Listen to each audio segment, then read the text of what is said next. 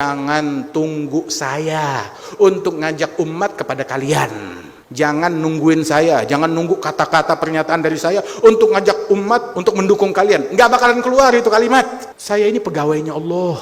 Kalau saya ngajak orang kepada selain Allah, saya besok menghadap kepada Allah dengan muka yang gelap gulita. Masalah coblos mencoblos, sholat 5 waktu wajib, ya kan? Wajib sholat 5 waktu. Puasa Ramadan wajib. Birrul walidain wajib, wajib birrul walidain. Silaturahmi wajib. Nyoblos wajib apa enggak? Dalam agama sih enggak wajib. Rukun Islam yang keberapa? Saya nyoblos, saya ikut, saya hadir, saya nyoblos, saya ngantri, saya celup jari juga. Mana dihilanginnya susah banget. Tapi ketika saya nyoblos, istri saya nggak tahu saya nyoblos apaan, anak saya nggak tahu nyoblos apaan. Coblos yang mana? Arahkan ke kami. Enggak, itu urusannya tuh rahasia. Saya nggak ngajak orang untuk memilih yang saya pilih. Saya ngajak orang ke Allah. Kalau saya ngajak orang kepada selain Allah, gelap muka saya tatkala menghadap kepada Allah besok. Nyoblos bukan kewajiban dalam rukun Islam, bukan kewajiban.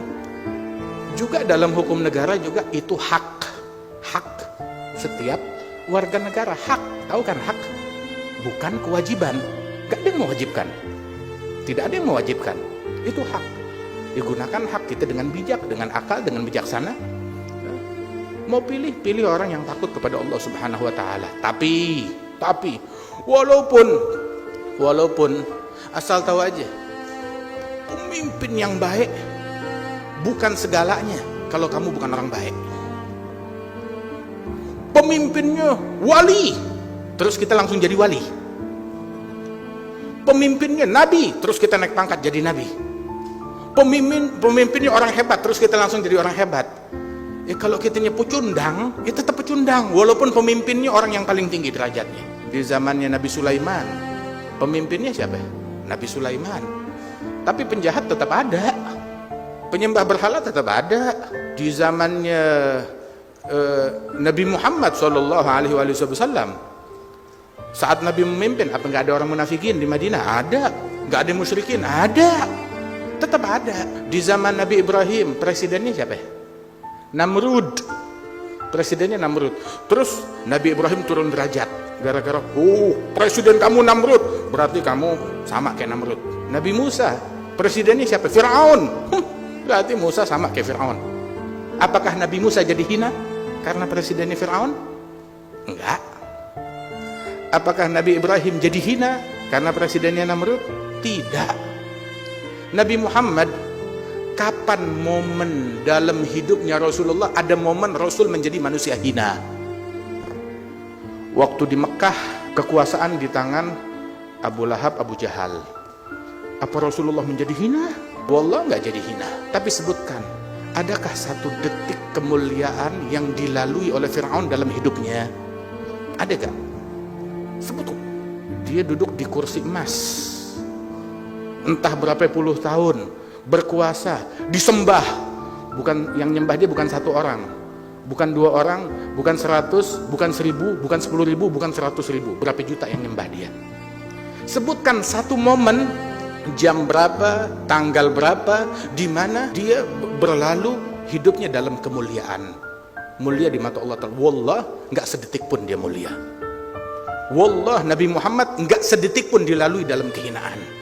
Sama sekali enggak. Nah kita sekarang, kita mau jadi mulia, enggak ada kaitannya fulan jadi pemimpin kita terus kita jadi mulia. Enggak. Kalau kitanya pecundang, tetap aja kita ninggalin sholat. Biar kata pemimpinnya Imam Mahdi, tetap aja kita pecundang.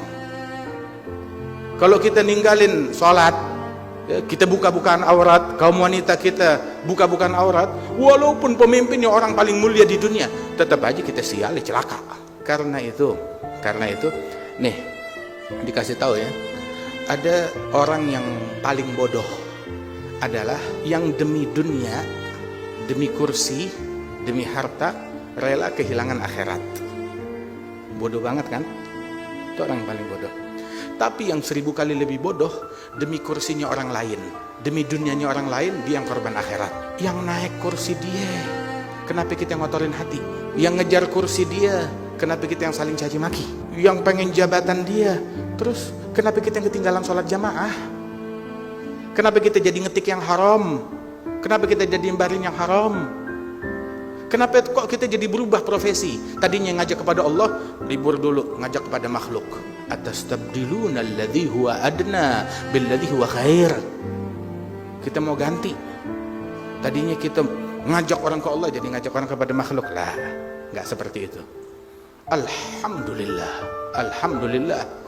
Nikmat dari Allah Subhanahu wa taala, ini majelis kita ini selalu dijaga, dilindungi oleh Allah Subhanahu wa taala.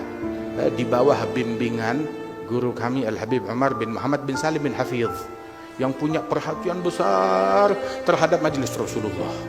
Alhamdulillah. Majelis yang terbuka buat semuanya, ngajak semuanya, mau itu pemimpin, mau itu rakyat, mau itu siapapun, muslim, non muslim, semuanya kita ajak kepada Allah Subhanahu wa taala tanpa kita mengekor kepada calon manapun, kepada partai manapun. Kita ngajak semua, dan kita ngajak semuanya kepada Allah. Dan Habib Umar berkali-kali ngumumkan, jangan tunggu saya untuk ngajak umat kepada kalian. Jangan nungguin saya, jangan nunggu kata-kata pernyataan dari saya untuk ngajak umat untuk mendukung kalian. Nggak bakalan keluar itu kalimat. Kenapa? Soalnya saya ini pegawainya Allah, cuma ngajak orang kepada Allah. Dan saya takut, kata Habib Umar, kalau saya ngajak orang kepada selain Allah, saya besok menghadap kepada Allah dengan muka yang gelap gulita. Waliyadzubillah min dzalik.